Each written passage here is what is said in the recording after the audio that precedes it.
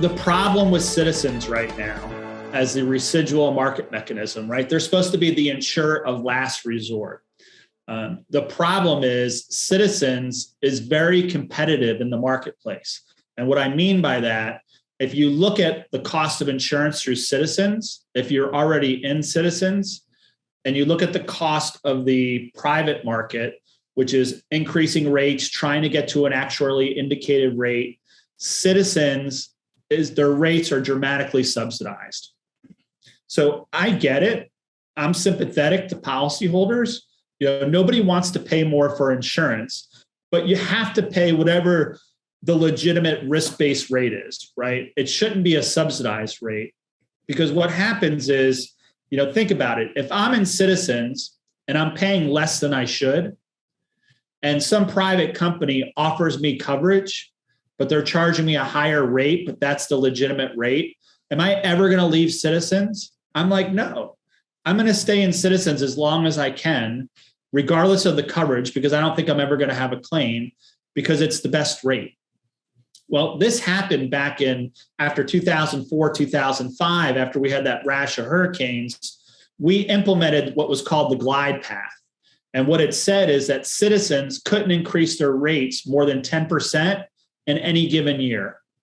And that was a good policy, because what people were thinking, that this was going to be a short-term solution to protect consumers from the rate shock that was coming. And they're like, we'll get to the end of this glide path in a few years, and then we'll be charging them the normal risk-based rate. Well, unfortunately, this program, the glide path, has been a complete failure, right? So we're nearly 20 years out from 2004, 2005, when this was originally contemplated, and they still haven't met the end of the glide path. And there's no runway that anybody sees where they're going to meet the end of this glide path. Because what's happening is the private market cost every year is outpacing Citizens, so they never get caught up. So you basically have in perpetuity all these people with subsidized rates. So again, why is that bad? If you're in Citizens, you're like, it's a pretty good deal.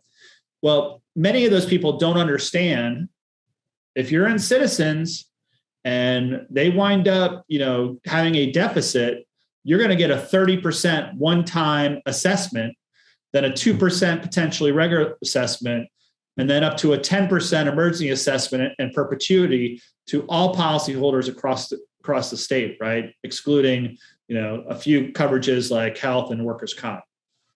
So it's really, it sounds attractive, but it's really not. So you wind up having, all these other people in the private market who maybe have private coverage, who are going to subsidize these people in Citizens paying less rates. So it's really not fair, right? Some people are paying more, some people are paying less.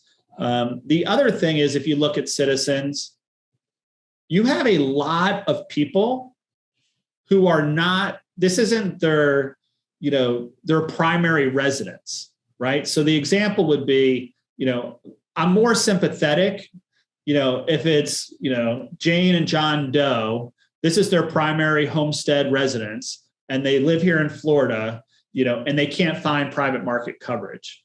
But you have like hedge funds that have invested tens of millions of dollars buying rental properties, huge corporations that then turn around and rent these properties out, that have these properties insured through Citizens. So you got huge corporations that are being subsidized by policyholders all across the state of Florida. That should never be, right? Or if you're an affluent individual, and let's say, you have one or two homes in Florida, or you have a vacation home here in Florida, should that person, do they really need a subsidized rate?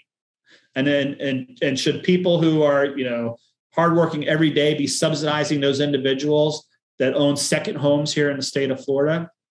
I mean, I think most people would say in those two scenarios that shouldn't happen, but that's what's happening right now today. So, that is some of the market distortion. And what happens is, as more and more people, like we talked about, Citizens is going to continue to repopulate to over 1 million policies. That's business that potentially could be in the private market, but it's not, only because of the price distortion, right? So you have the state entity competing with the private market unfairly, providing subsidies for these individuals. So there's a number of things that they can do. One, I think immediately, you shouldn't, if there's a private market option for you, regardless of what the price is, and it's your secondary home or you're a corporation, you shouldn't qualify for Citizens. You should have to go into the private market.